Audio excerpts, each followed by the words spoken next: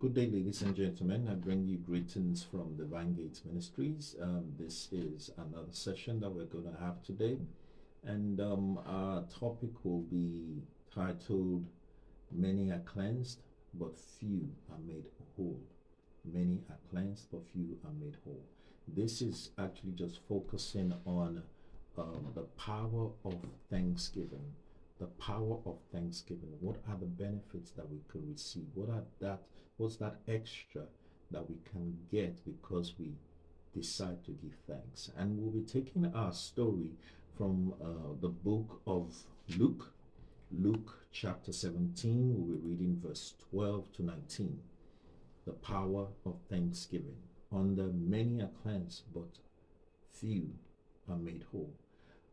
Luke 17, we'll be reading verse 12 to 19. Luke 17, 12 to 19. And I read, "And as he entered into a certain village, there met him 10 men that were lepers, which stood afar off. And they lifted up their voices and said, Jesus, Master, have mercy on us. And when he saw them, he said unto them, Go show yourselves unto the priest. And it came to pass that as they went, they were cleansed. And one of them, when he saw that he was healed, turned back and with a loud voice glorified God, and fell down on his face at his feet, giving him thanks. And he was a Samaritan. And Jesus answering said, Were there not 10 cleansed? But where are the 9? There are not found that return to give glory to God, save this stranger. And he said unto him, Arise, go thy way, thy faith has made thee whole." Those are the focus we're going to look at, especially that last incidents of the story. This is the story that we may have read of or heard of at one time or the other, and it's the story of the 10 lepers that met Jesus Christ. And Jesus Christ, when they saw him, they knew Jesus had the power to heal. They understand the fact that Jesus can heal them, and he actually healed them. And he told them, hey, go show yourself to the priest and give your reports to them, because in those days lepers, they have like a registration that they do, and so on. Just like we will say in our society here, if you have one disability or the other, you have the right to write to the government, and they give you some benefits and so on. Now, but they now saw Jesus, and they knew he had the power to do something about what they were going through. And truly he did. And he told them, go show yourself to the priest. And the Bible records that as they were going, they discovered that they were cleansed. They discovered that they were healed. However, of the 10 of them, only one of them saw the need to go back to say thank you. Saw the need to go back to say, oh, I appreciate what you've done for me or done to me. The Bible tells us that he glorified God. He fell at the feet of Jesus, face down, glorifying God, giving thanks to him. And what now happened? The Bible is very specific when the Bible is talking. The Bible now says, Jesus now asks the question, what happened to the other 9? Don't they see the need to give thanks? Don't they realize what has been done to them? But except this one, and to make matters worse, he is a Samaritan. And if we go back in the Bible days, that Jesus was sent to the house of Israel. He was sent to the house of Israel, not really to have any interaction with the Samaritans. But this particular Samaritan understood the principle of thanksgiving.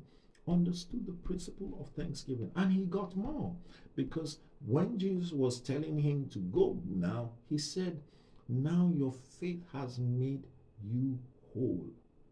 Your faith has made you whole. Someone may say, oh, what do you mean? They were all healed. He's already whole. What's the difference? There's a difference between being cleansed from leprosy and being made whole. If we know Some of us, if we know the effects of leprosy on the human body, on the human being, yes, the skin, you will see the blemishes on the skin, the dry skin, and so on. And for someone who is light in complexion, the skin is dried, caked, and so on. And they are now cleansed of the leprosy. They are healed of the leprosy. But there are some physical side effects of the leprosy that may not be healed. There are some other aspects of the leprosy that may not have been cleared off, because we know that the leprosy could have damaging effects on their extremities.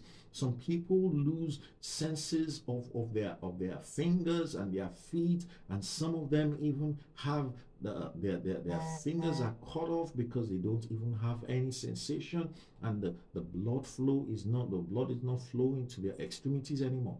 But this particular man, for him, he was not only cleansed of the surface things, he was made whole. He was brought back.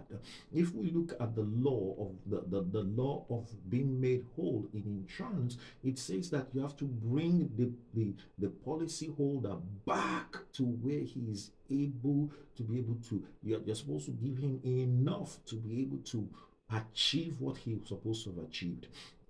And also, even in the health sector, if they say someone is made whole, it means even the disease is gone. There's no more symptoms, there's no more effect, there's nothing. Meaning, we could also imagine that the lepers who had been crippled either in their fingers or on their feet, for this particular leper, everything is brought back to normal. Everything is made whole. Everything, he is not losing out in any way. He has not lost anything. Everything has been brought back to normal. And this brings it to us. This brings it to us, we in this time. What are the blessings God has given unto us, and we take it for granted? What are the miracles God has wrought in our lives, and we take it for granted? I can tell you from experience, you tell people, hey, in churches, come testify, come give your testimony, come tell us what the Lord has done for you, come tell us, let's know what the Lord has done. Let's know what the Lord has done for you. Let's know how the Lord has blessed you. Because in our testimony, we get more. The Bible tells us that we overcome the enemy by the blood of the Lamb and by the words of our testimony. By the blood of the Lamb and by the words of our testimony. The blood of the Lamb will do what it's supposed to do. It will cleanse, it will deliver, it will set us free, it will purge us, it will make us acceptable by the Father. But what about the word of our testimony? The word of our testimony establishes our victory. It establishes our victory. For this particular Samaritan that came back to give thanks, he wasn't only cleansed, he was made whole. The fact that he came back to give thanks made him whole. So I don't know what the Lord has done for you, and you have taken it for granted. I don't know what testimony that you are supposed to have shared, because even sharing those testimonies can help somebody else. It can help your brother, it can help your sister, it can help your associate, it can even be the element of your evangelism to your colleagues, to your contemporaries, to your associates, and so on. So do not neglect the power of thanksgiving. My talk today is to encourage us that there is power in thanksgiving. There is power in thanksgiving. What is that situation that God helped you out of? What is that situation that God helped you out of? And you're just, oh, I thank God. You're just in your room alone. Oh, God, I'm grateful. Tell it to somebody else. Say it to someone else. Let everybody know. Go back. Let them know that the Lord has done it. Don't hide it. Don't hide it. Don't be like those that say, oh, you have to cover up what God is doing. No. There's some things you don't cover up. Can you cover up a pregnancy? It is a blessing of God. It cannot be covered up. So if you cannot cover the blessing of God, the seed of God of a child in a woman's womb, Why would you now want to cover up the testimony and the goodness of God in your life? I challenge you today that you should go back, go to your church, go to your environment. Let them know what God has done for you. Let them know the kind of God you serve. That He's not the type that when you pray you don't get answers or you don't get results, but when you get the results, you come back and let them know. Because the reason why the world don't even know what we have in the church is because they only listen, they only see the pastor standing on the pulpit and talking about what is happening and talking about what he knows and prophesying. But when those prophecies come to pass in the lives of the children of God, when those prophecies come to pass in your life, go out there and testify. Go out there and make it known. And I dare tell you that there will be more given to you. There will be more given to you. Just like this leper that went back to give thanks. Just like this leper that went back to give thanks. You will be made whole. You will not only be cleansed, you will not only be saved from that particular issue, but the Lord will make you whole. The Lord will set you free. The Lord will add more to it. The Lord will add more to it. There's a song that says, when the praises go up, the blessings will come down. When your praises and thanksgiving go up to heaven, appreciating what the Lord has done for you, I can assure you that there will be more, there will be more, there will be more for you. So today, the encouragement is thanksgiving. I don't know what the Lord has done for you. And I don't even know what you're going through that you're expecting the Lord to do for you.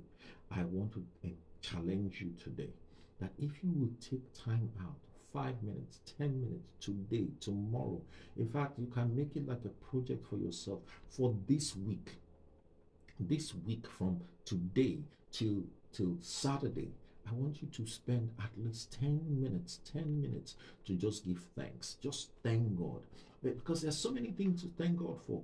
If you're looking at your current situation, you may think there's nothing enough to thank God for. Okay, let us start from the nitty-gritty. The fact that you are even alive is something to give thanks for. The fact that you can complain about your situation is something to give thanks for, because there are many that their senses are gone away from them. It is only someone that can reason that can complain. It is only someone that is alive that can complain. It is only someone that has breath flowing through them that can complain. It is only someone who is in their right sense of mind that can complain about their situation. You want to compare yourself to someone that is mad? Do you want to compare yourself with someone that is bedridden? Do you want to compare yourself with someone that everything that just does not seem to have hope?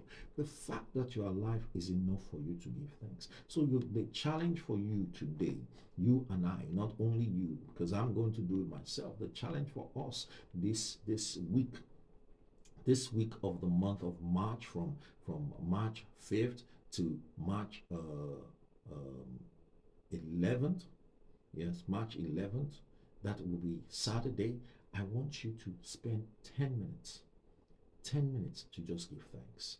Thank God for your life. Thank God for a roof over your head. Thank God for clothes on your back. Thank God for food on your table. Thank God for food in your fridge. Thank God for no food in your fridge. Thank God, because if there's no food in your fridge, that means there's space in your fridge for food to come into. Thank God for sound mind, good health. And if your health is failing, thank God that you have health.